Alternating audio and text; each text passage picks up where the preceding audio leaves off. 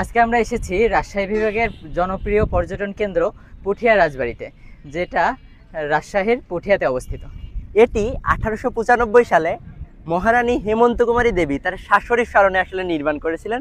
তো শাশুড়ির প্রতি কি রকম ভালোবাসা থাকলে আসলে এত চমৎকার একটা প্রাসাদ নির্মাণ করা যায়, এটা তার জ্বলন্ত উদাহরণ। আজকে আমরা এই জায়গাটা ঘুরে দেখব, চলেন ঘুরে আসি।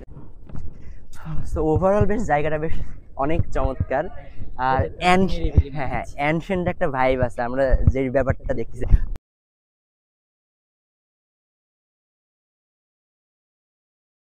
রাজশাহী জেলাটা আসলে যেমন অনেক গরম, এখানে অনেক গরম পড়ে আপনারা জানেন।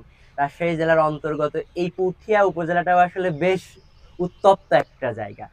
আর প্রথমে বিশেষ করে এই জায়গাটার সামনেও অনেক উত্তপ্ত, অনেক গরম, কিন্তু এখানে আসার পর আসলে অনেক রিল্যাক্স মনে হচ্ছে। আপনি পুঠিয়ার যে প্রাসাদ, এই প্রাসাদের মধ্যে একটু সামনে এগিয়ে এসে খুবই চমৎকার একটা নিরিবিলি জায়গা পাবেন, যেখানে আপনি মনে হবে মানে কাব্যিক একটা ভাইব দিবে। আপনি যদি কবিতাও লিখতে চান, মনে হচ্ছে আমি নিজে একটা কবিতা লিখে ফেলি।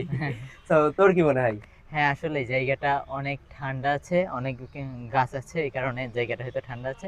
আর অবশ্যই অনেক নিরিবিলি, এখানে বসে সবাই একটা ভালো হ্যাঁ, সময় কাটাতে ক্যামেরাম্যান পারবে। যদি একটু চারপাশে একটু দেখায়ও, দেখা যাবে যে আসলে এখানকার যে নিস্তব্ধতা আসলে যে কত, শুধু পাখির কিচির মিচির মাঝে মাঝে আমরা শুনতে পাচ্ছি, আর এক দুজন মানুষকে দেখতে পাচ্ছি, এর বাইরে আসলে কিছু নেই। সো ঠান্ডা হওয়ার জন্য বা একটু শান্ত হওয়ার জন্য এই জায়গাটা কিন্তু আসলে চমৎকার। আসলে হ্যাঁ, একদম পারফেক্ট। আমি কিছুক্ষণ আগেই বলছিলাম যে রাজশাহীতে আসলে প্রচন্ড গরম পড়ে। এইখানে কুকুরের অবস্থা আসলে অনেক নাজেহাল, গরমের কারণে অলরেডি জিহো ভাই ওর বের হয়ে গেছে, আপনারা যদি দেখেন। তো এই যে এত গরমের মধ্যেও আপনার সুন্দর একটা জায়গায় আসলে এখানে নির্মাণ করা হয়েছে, সেটা হচ্ছে এখানে খুবই চমৎকার একটা পুকুর আছে, যেখানে অনেক ঠান্ডা পানি, অনেকেই গোসল করছে দেখা যাচ্ছে। তো এখানে আসলে আপনার যদি মনে হয় যে অনেক বেশি অস্থির লাগছে, গরম লাগছে, আপনি কিন্তু গোসলও করতে পারেন। এখানে বিনোদনের জন্য আপনি এখানে বেলুন শুটিংও করতে পারবেন, এখানে বেলুন শুটিং এর ব্যবস্থা আছে। আপনি যদি পুঠিয়া রাজপ্রাসাদে আসেন, তো এটার বাম সাইডে আসলে দেখতে পারবেন বড় গোবিন্দ মন্দির, যেটা খুবই চমৎকার। আব্দুল্লাহ, তোর যদি কোনো কমপ্লিমেন্ট থাকে এটা হ্যাঁ, নিয়ে? এটা নির্মাণ কাজের দিকে লক্ষ্য করলে আপনারা বুঝতে পারবেন যে এটা কত সুন্দর একটা নিদর্শন, এর আর্টটা কত সুন্দর। হ্যাঁ, শুধু তাই নয়, আসলে আপনি যদি একটু উপরেও লক্ষ্য করেন, দেখতে পারবেন চারটি বর্গাকার আসলে স্তূপ টাইপের একটা রয়েছে, এবং মাঝে বড় একটা চৌচালা ঘর টাইপের ব্যাপার আমরা বা বিষয় লক্ষ্য করতে পারছি। খুবই চমৎকার, যেটা যে কাউকে আসলে আকৃষ্ট করতে পারে। দুর্দান্ত এর আর্ট বা ওভারঅল সবকিছুই। হ্যাঁ, আসলে অসাধারণ, দেখার মতো একটা জিনিস।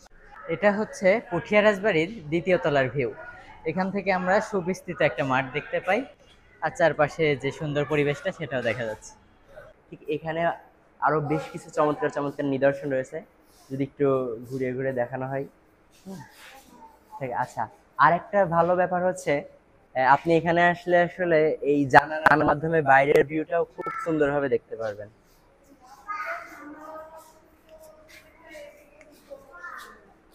আমরা যেহেতু কুষ্টিয়ার মানুষ, সেহেতু এটা আমাদের কাছে অবশ্যই গর্বের বিষয় যে পুঠিয়া রাজবাড়িতেও আমাদের কুষ্টিয়ার শিলাইদহের রবীন্দ্র কুঠিবাড়ির ইয়েটা আছে। এই ছিল আজকের আমাদের রাজশাহী পুঠিয়া রাজপ্রাসাদ ভ্রমণ। ভিডিওটা কেমন লাগলো আপনারা কমেন্টে জানাতে পারেন।